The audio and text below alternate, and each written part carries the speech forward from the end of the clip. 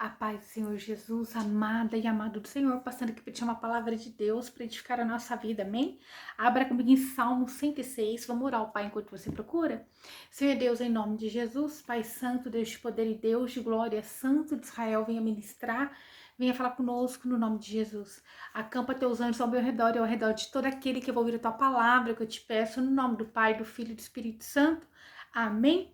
A palavra do Senhor em Salmo 106 diz assim: Louvai ao Senhor, porque Ele é bom, porque a sua misericórdia dura para sempre, né?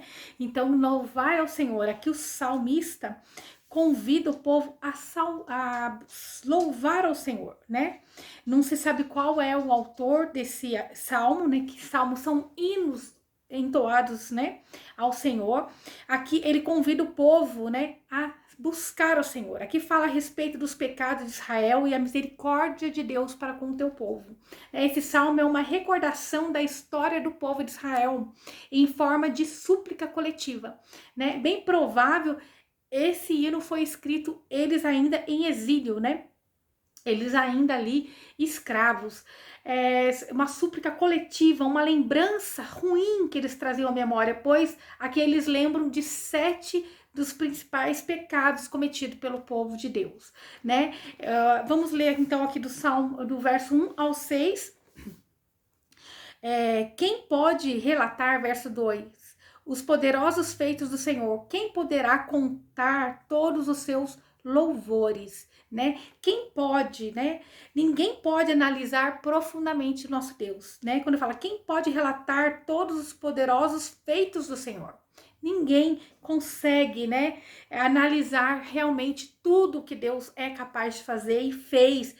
Muitos desses eles viram tudo que Deus fez quando libertou eles do Egito. Eles passaram por tantas providências de Deus, mas assim mesmo o homem é incapaz de entender profundamente Deus. O homem, na sua natureza pecaminosa, ele parece que não consegue cumprir, ele não conseguia cumprir tudo, enxergar tudo que Deus tinha para revelar a ele. Bem-aventurados os que guardam os juízos, os que fazem justiça em todo o tempo, né? Bem-aventurada a inteligência, é uma inteligência espiritual, quando o homem guarda o juízo, né? E reconhece as ações de Deus para com o povo, que reconhece as ações divinas, os livramentos, que ele começa agora a render louvores ao Senhor, adorar ao Deus, né? Por tudo que ele tem feito, por cada livramento. Isso nos traz em consciência. Será que nós temos lembrado tudo que Deus já tem feito por nós? De cada livramento que Deus tem dado para a nossa vida, de cada conquista que nós conseguimos. Nós temos que trazer à memória tudo o que Deus já fez por nós, né? Então, aqui do verso 1 ao 6, nós vamos vendo que o povo está suplicando, né, a Deus e reconhecendo, estão suplicando por misericórdia e reconhecendo as suas falhas, né, e as falhas das gerações anteriores, né, das gerações passadas. Eles estão reconhecendo que a responsabilidade é totalmente deles, por eles estarem passando por todo aquele sofrimento. O único que pode, né, que guardou tudo isso, que foi bem-aventurado, né, e guardou todo o juízo, né, e faz justiça a todo o tempo, foi o nosso Senhor Jesus Cristo. O único que consegue cumprir tudo isso foi Jesus. Ele sabendo que nós não conseguíamos, ele sabendo que nós não iríamos conseguir cumprir toda a lei, né, por causa de uma natureza pecaminosa. Então, ele veio e passou pela cruz por nós. Ele veio e pagou o alto preço na cruz pela minha e pela tua vida. Ele nos amou de tal maneira que ele fez isso por mim e por você. No verso 4 diz: lembra-te de mim, Senhor, quando a tua bondade para com o teu povo, e me visita com a tua salvação. Então aqui quem está escrevendo esse salmo começa a suplicar a Deus pelas suas bondades. Lembra-te de mim, Senhor. Ele mesmo sendo um homem falho, ele reconhecendo e trazendo para ele que ele era merecedor de estar passando por aqueles problemas, porque eles tinham sido negligentes, eles pecaram, eles erraram, e agora ele pede perdão, né? Que eles não tinham guardado os juízos. Quem era o homem, né? Sabiam que era bem-aventurado o homem que o homem que anda em justiça e em retidão, ele vai colher coisas boas, ele vai passar por momentos bons, mas quando vem a opressão, vem a escravidão, acontece algo, é porque nós temos que rever na onde nós estamos pecando, nós temos que olhar para dentro de nós e falar, Senhor, põe luz nas minhas trevas, aonde eu errei, eu preciso me consertar, Senhor. E eles estavam ali, né, pedindo para que Deus tivesse misericórdia dele, ele solicitava do Senhor que ele viesse com a bondade e com a salvação dele. Amém? No verso 5 diz, para que eu veja o bem de teus escolhidos, para que eu me regozije na alegria da tua nação. Então agora esse salmista estava querendo que Deus tivesse misericórdia dele, desse livramento para ele, né? Bem provável que eles estavam ali em exílio, para que ele pudesse compartilhar das bênçãos de Deus, né? Para que ele pudesse, aqui, ó, para que eu me regozije na alegria da tua nação, me glorie com a tua herdade. Isso é, eles queriam herdar as coisas do Senhor, eles queriam estar no reino eterno e também na terra prometida. Ele queria, né, ser ali parte desse povo que ia passar pela bênção do Senhor. Aí, ó, pecamos com os nossos pais, cometemos iniquidade, andamos impiamente. Então, ele reconhecia que para herdar a vida eterna, herdar aquilo que Deus tem para nós, é necessário andar em santidade. Ele fala assim, olha, nós pecamos, os nossos pais pecaram, né? Andamos impiamente, Senhor, mas tenha misericórdia de nós. Era uma súplica aqui deles, coletiva, né? Reconhecendo que eram pecadores. No verso 7 ao 12, vai falar, ó, nossos pais não entenderam as tuas maravilhas no Egito, não se lembraram da multidão das tuas misericórdias, antes, porém, se rebelaram junto ao mar, sim, no Mar Vermelho, né? Então fala aqui a respeito quando eles tinham saído do Egito e perceberam, né, que estavam sendo perseguidos e tentaram voltar para trás, aonde chegaram e deram de frente com o mar, mas esqueceram do poderio de Deus, esqueceram do poder do nosso Deus. Quando nós começamos a olhar, né, a grandeza do universo, aqui na Terra, nós já conhecemos pouco, né? A gente não conhecemos tudo na Terra. Mas cada detalhe, a formiguinha, cada inseto que você não tem nem, né? Não consegue reconhecer todos, né? Tem ainda muitos que nem são catalogados. Pássaros, aves, tudo maravilhoso que o nosso Deus fez. No mar, né? Aquelas coisas, né? Que tem no mar, aqueles bichinhos do mar, né, que as algas, as plantas, são coisas tão lindas, tão maravilhosas, não? Uma é colorida, a outra é verde, a outra é preta, uma é de um formato, um tem vida, né? E o outro já... Então, assim, é lindo como que Deus, ele pensou em todas as coisas. O arquiteto do mundo, nosso Deus, ele pensou em cada detalhe. E quantas das vezes nós esquecemos de toda a grandiosidade de Deus, né? É você saber, nossa, que Deus fez tudo em detalhe. O cão, o gato, o pássaro, a montanha, o mar, a água, o ar. Isso aqui no nosso planeta. Fora tudo, ele é dono do universo, ele é criador. Nosso Deus não existe, ele sempre existiu, né? Ele é eterno, é grandioso. Né? Ele não é, ele sempre foi, sempre será. Não somente ele é, mas ele sempre foi o arquiteto pleno, grandioso, né? E nós muitas das vezes estamos errando, assim como esse povo, que quando chegou de frente com aquele mar vermelho, aquele mar de impossibilidades, eu não sei qual a impossibilidade da tua vida, que você tem olhado e falado, Senhor, parece que eu não vou passar. Eu estou vendo um mar diante de mim e eu não estou conseguindo raciocinar, né? E ali aquele povo pecou, né? Ó, não obstante, ele o salvou por amor do seu nome para dar a conhecer teu grande poder. Então aquele povo ali, eles pensaram em voltar, mas Deus os salvou, né? Para mostrar o seu grande poder, por causa do amor do nome dele, né? porque nós somos nós, mas Deus é o Todo-Poderoso. Se nós o aceitamos e reconhecendo Ele como o Senhor e Salvador da nossa vida, sendo falhos, mas nós o amamos, nós o reconhecemos, mas Ele sabe da nossa natureza pecaminosa, Ele sabe da nossa fraqueza, e por amor do nome dEle, nós, sendo o povo dEle, Ele vem e nos salva, e Ele o salvou por amor do seu nome, para dar a conhecer o seu grande poder. Então, ali, diante da incapacidade do homem, Deus ele veio agir. Diante, né, Deus ali, ele foi por amor ao nome dele. Ele foi, não porque o povo era merecedor. Muitas das vezes Deus está fazendo na minha, na tua vida, não porque somos merecedores, mas é porque ele tem um nome dele a zelar. Mas que nós venhamos reconhecer que em tudo, Senhor, nós não somos merecedores.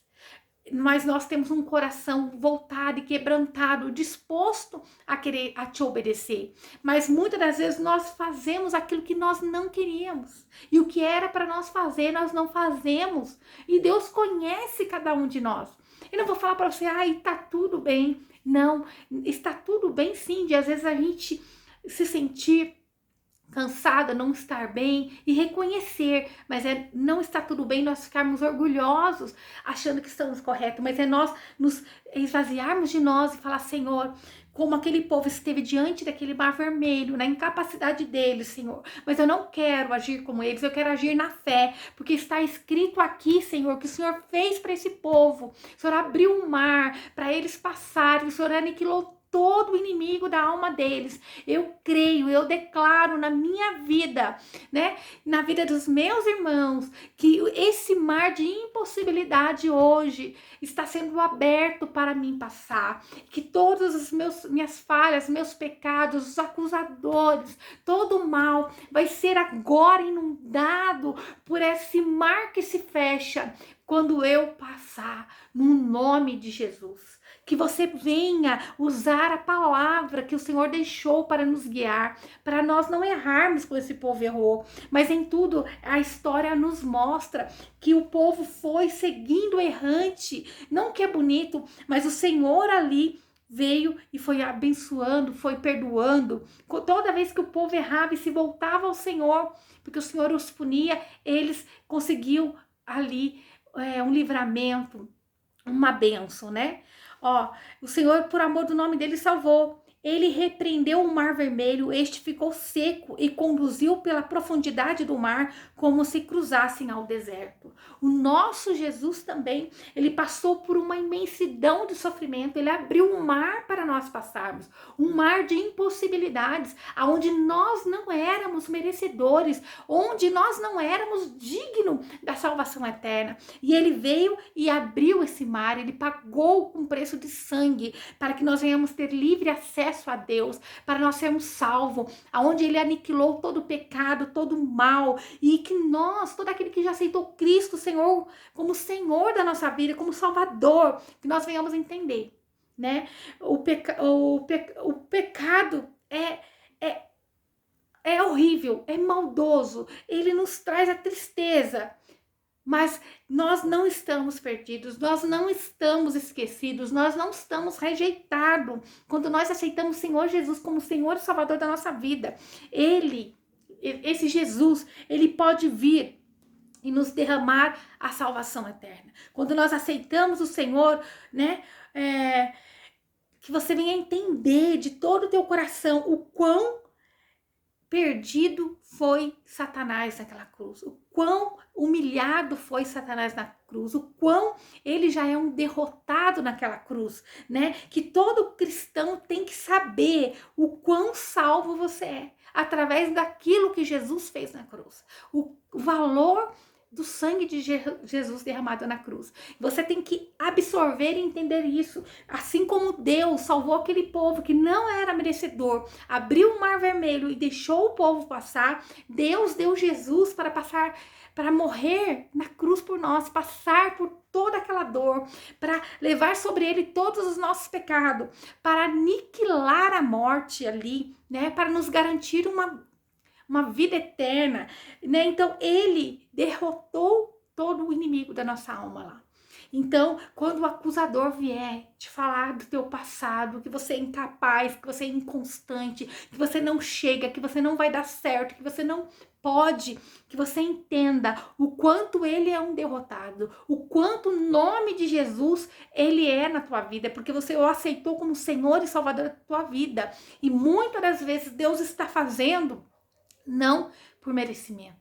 Todas as vezes não foi porque nós somos merecedores. Quando nós olhamos a graça e o amor de Jesus para conosco, nós entendemos, nunca foi por merecimento. Nem lá no Antigo Testamento.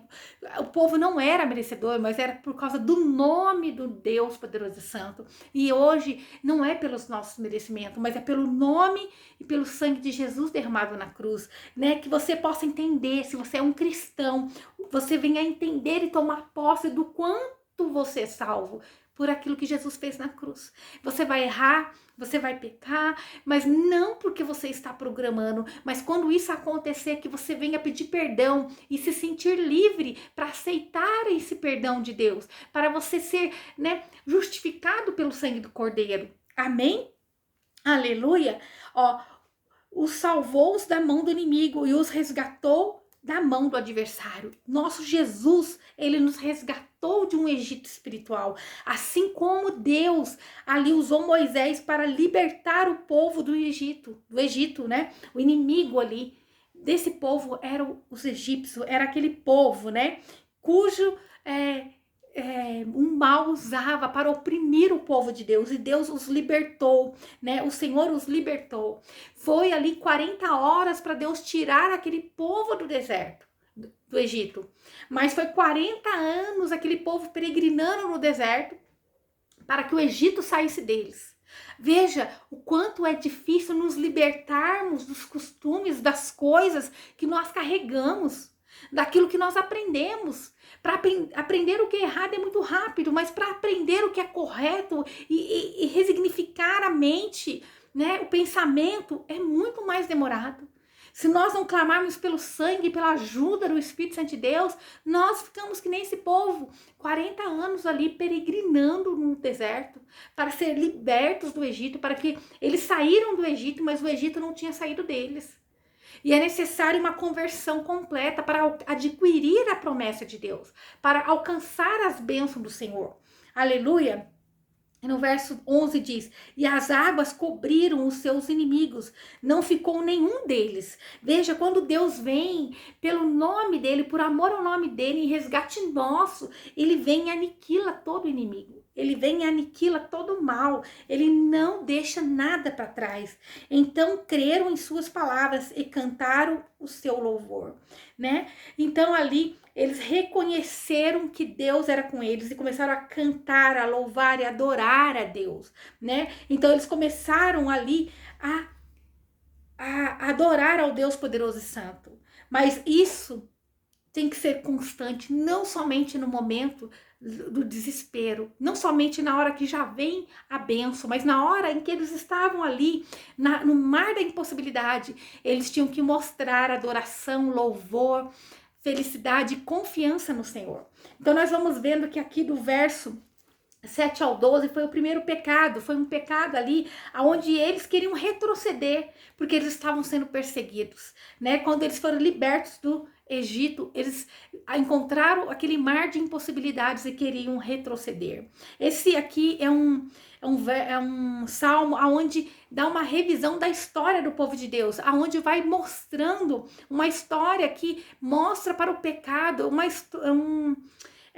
as principais, né, pecados desse povo, que não é uma história tão boa de se lembrar, mas eles ali no exílio começou a lembrar de todas as vezes que Deus os livrou, mas que eles eram dignos, né, eram dignos de estar passando pelas provações, pelas dificuldades. Do verso 13 ao 15, eu não vou ler, mas eu vou explicar e vocês leiam aí. Fala que quando eles tiveram fome no deserto, né? E começaram a clamar, pedir, né? E Deus ali concedeu o alimento para eles. Mas eles, na incredulidade deles, não acreditando, mesmo Deus provendo o alimento, eles ali começaram a acumular alimentos desconfiando da providência de Deus, sendo que a ordem de Deus era para que não acumulassem alimentos, mas confiassem nas provisões de Deus. Que nós venhamos confiar inteiramente em Deus, que nós venhamos estar atento às direções de Deus para a nossa vida. O terceiro pecado foi quando ali um grupo entre eles começaram a se rebelar contra os líderes, né? Ali e conduzir o povo, que conduzia eles. E para a realização e começaram a ir contra a realização de Deus para com eles, que era ir em busca da terra prometida. No verso 19 ao 23 é o quarto pecado, aonde a idolatria, né? Então nós podemos ver aqui que primeiro eles queriam retroceder, depois eles ali começaram a querer a duvidar da provisão do Senhor, né? Eles primeiro ali depois agora eles tinham pecado porque se rebelaram quem estava na liderança. Agora era o pecado da idolatria, né? O quarto pecado, onde eles fabricaram um bezerro, né? Para adorar.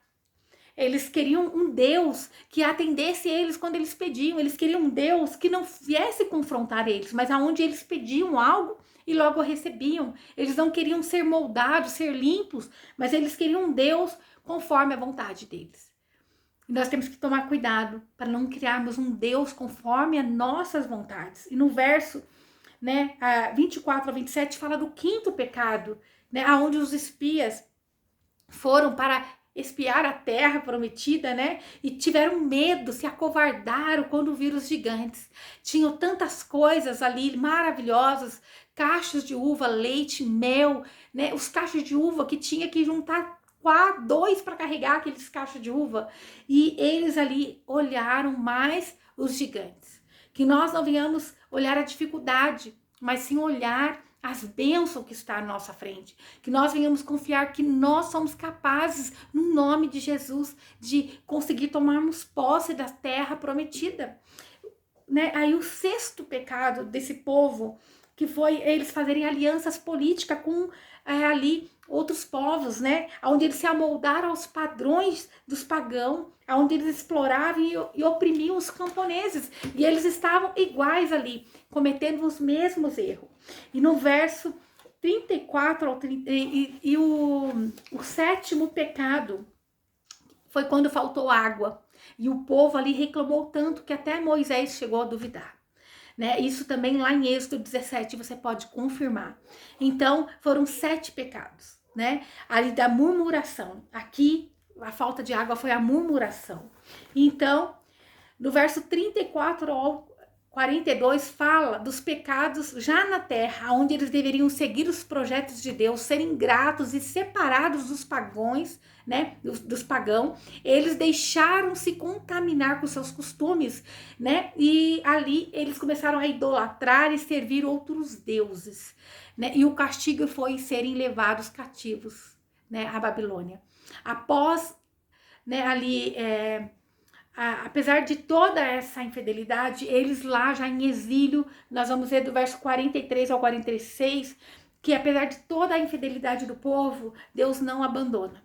Todas as vezes quando eles estavam aqui relembrando todos os pecados do antepassado, né? De todas as dúvidas, idolatria, dúvida, né? Questionando Deus da provisão das coisas. Eles sabiam que o povo de Deus tinha pecado quando tinha idolatrado, quando tinha absorvido outros costumes para eles. O que nós aprendemos? Que nós temos que, apesar de todo o pecado desse povo, Deus foi a favor deles. Quando eles clamavam, Deus corria e socorria eles, né? E não porque eles eram merecedores, mas porque Deus era misericordioso e é misericordioso. Mas nós temos que fazer conserto todos os dias com o Senhor. Nós temos que fazer conserto todos os dias com o Senhor. Como eu disse, é bem provável que eles estavam em exílio quando escreveram esse Salmo 106, que é onde eles começaram a refletir todas as culpas que eles tinham, a todas as falhas que eles e o antepassado deles tinham cometido.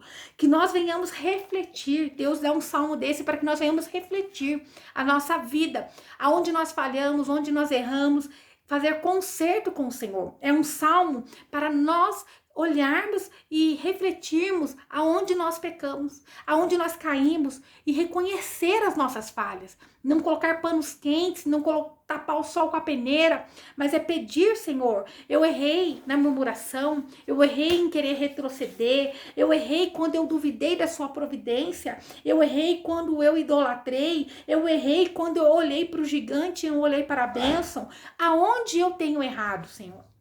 Eu tenho, por um acaso, meu Pai, me amoldado aos padrões do mundo. Eu tenho colocado no meio do teu povo coisas que é abominável aos olhos do Senhor. Eu tenho me contaminado. Eu tenho trazido o padrão do mundo para dentro de mim, do meu lar, da minha empresa, né? Do ministério. O que eu tenho feito, Pai, que não tem agradado ao Senhor? Né? Esse é um salmo para nós refletirmos, assim como o povo ali, né, de Israel estava analisando todas as vezes que o povo errou e Deus ali socorreu, todas as vezes que eles foram em exílio, todas as vezes que eles passaram por uma dificuldade, era Deus testando ele. Se nós passamos por um problema e novamente voltamos a passar pelo mesmo problema, é que Deus está querendo nos mostrar que precisamos aprender a ser dependente dele, precisamos nos humilhar diante dele, precisamos ser totalmente dependente dele. Que nós venhamos pedir perdão ao Senhor das nossas falhas, dos pensamentos, atos e ações.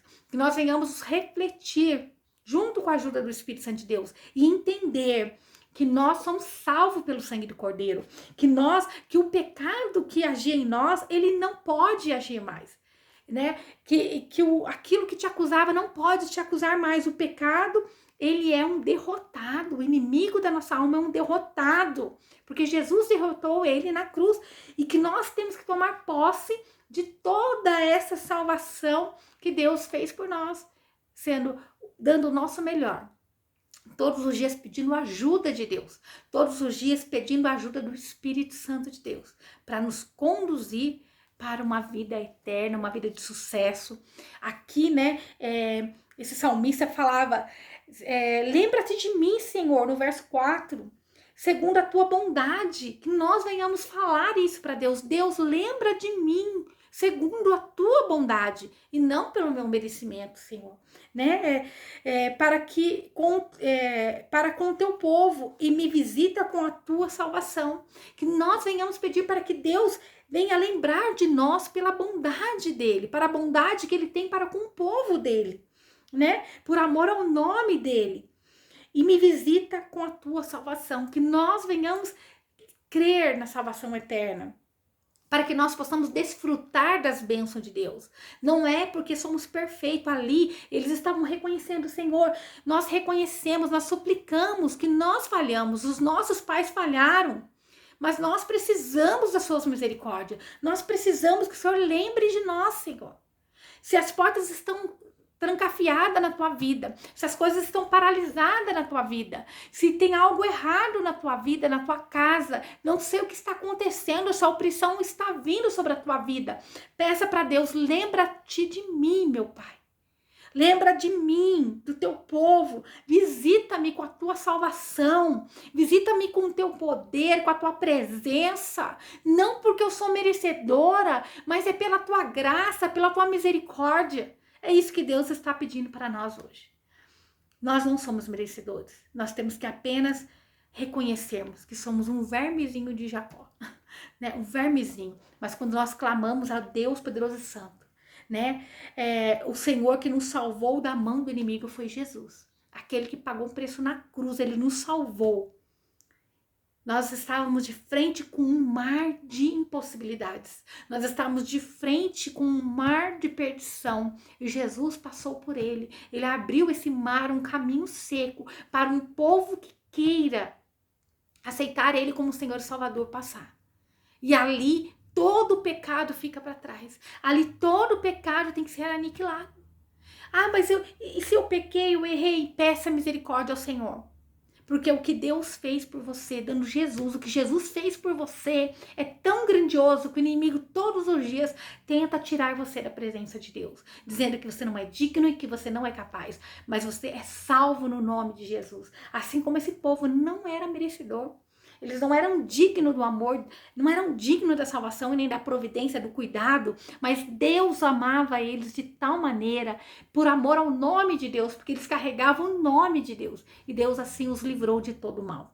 Que nós venhamos dar o nosso melhor, reconhecendo e voltando-nos a Deus, sabendo e olhando a história que toda vez que o povo pecava, se rebelava, se afastava de Deus, vinha a peste, vinha a morte, vinha a opressão, vinha o exílio. Então, o salário do pecado é a morte, é a tristeza, é a perdição. Mas quando nós reconhecemos as nossas falhas e voltamos ao Senhor, Ele pode derramar a bênção, a prosperidade, a salvação eterna, o cuidado dele para conosco. Amém? Essa é a palavra de Deus para mim, para a tua vida no dia de hoje, que o Senhor possa ter falado ao teu coração. Que o Senhor te abençoe, te guarde e faça o rosto dele resplandecer sobre você, que ele te traga paz, a paz que excede todo entendimento humano. Glória a Deus, aleluia.